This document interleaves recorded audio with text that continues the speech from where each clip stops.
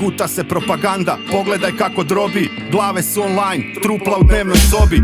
Sigurna budućnost uz rođake i štele, kupljeni studenti za kineske mobitele. Neodgojena djeca iz nekog drugog svijeta, naporni glupani razina podcast šeta. Na ulici kamere, maskembal paranoje, u zrcalu mi maskirne boje super stoje. Svaka vijest je udarna, ekipa je prolupala. Na netu je više istine nego u školskim klupama. Smatraju nas tukama, kljukaju tabletama. Prazne kuće hladne sa spuštenim roletama. Glave gladne, vjetar hvataju sa petama. Na telki lupetala proglašavaju nas metama. Brnjice na poltronima, raj za bolesnike.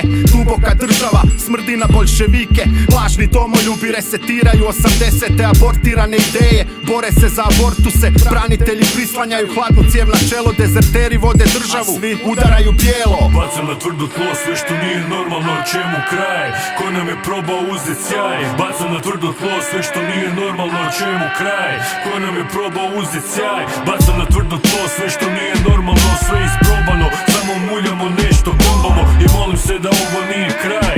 Malo ljubavi daj, ko nam je probao uzet sjaj? Neoženjeni frajeri u ženama traže krivce. Žene s karijerom ljube kućne ljubimce.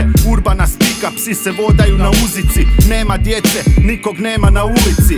Laserski pištolji mjere mi temperaturu. Verbalni delikt, lupa mi cenzuru. Najgori kriminalci šalju kamatare. Ministarstvo istine briše mi komentare. Mutavi majmuni ne prate politiku. Nespremni za život, al su spremni za kritiku. Sirotinski snobovi žive karikaturu. Unište što pipnu kao leptardi kulturu. Kukavice šute, četnici su u gradu. Ista govna, samo su obrijali bradu. A mediji slave, vođa namješta kravatu. Pa je mobitel razbijen na vrućem gradskom asfaltu. Bacam na tvrdo tlo sve što nije normalno, čemu kraj?